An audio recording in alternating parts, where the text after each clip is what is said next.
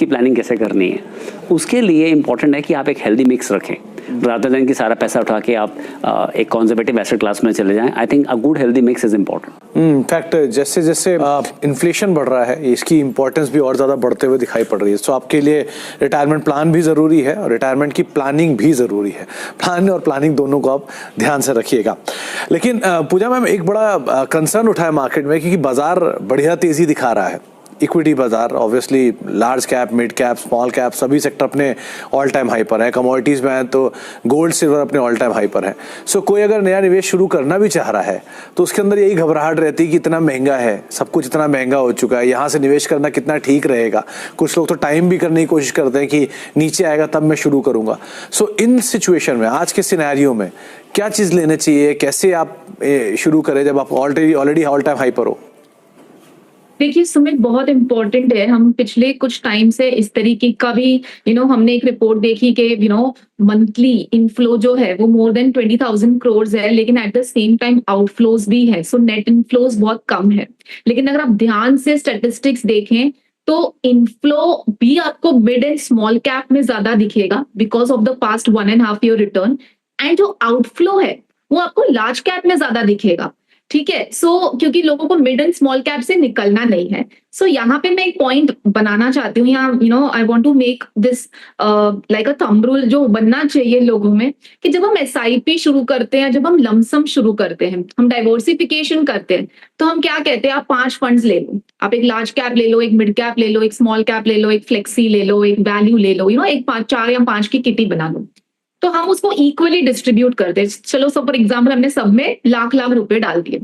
अब after a certain period, may be after few years, आपको large cap में जो ग्रोथ होगी वो शायद लाख रुपए की 2 लाख होगी, मिड कैप का लाख का 3 लाख होगा, लेकिन स्मॉल कैप लाख का 5 लाख होगा. सो ये 2 लाख, 3 लाख, 5 लाख जो है वो जो 10 लाख बने हैं, वो देखा जाए तो 20% ही लार्ज कैप है, 30% मिड कैप है एंड 50% स्मॉल कैप हो गया. तो कहाँ हुआ आपका standardisation of large mid small. So ये जो आप कह रहे हैं ना कि हमें एवरी ईयर पोर्टफोलियो रिव्यू करना चाहिए, distribution of large mid small and asset class को भी रिव्यू करना चाहिए.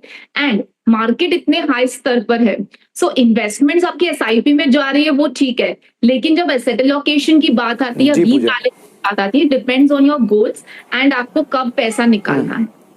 जी okay.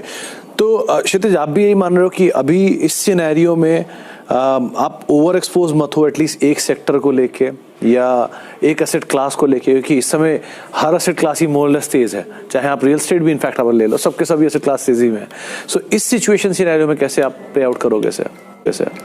I think one thing is frenzy of sectoral and thematic funds are there, और हमें समझना है कि अगर आपको रिटर्न जो दिख रहा है तो ऑलरेडी प्राइस्ड इन है.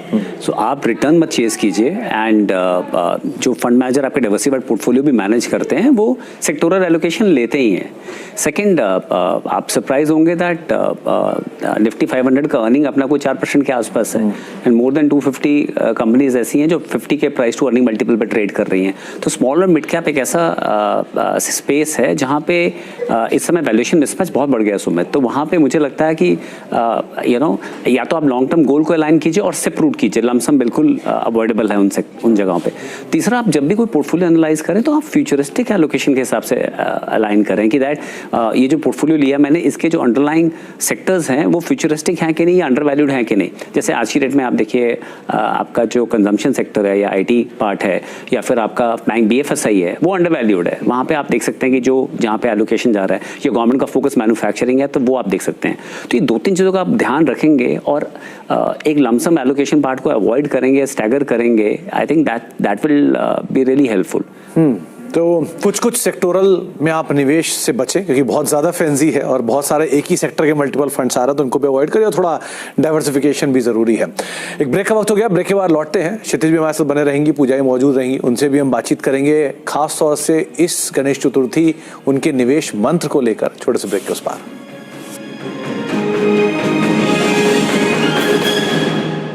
जरूर दिया जा सकता है. इसके अलावा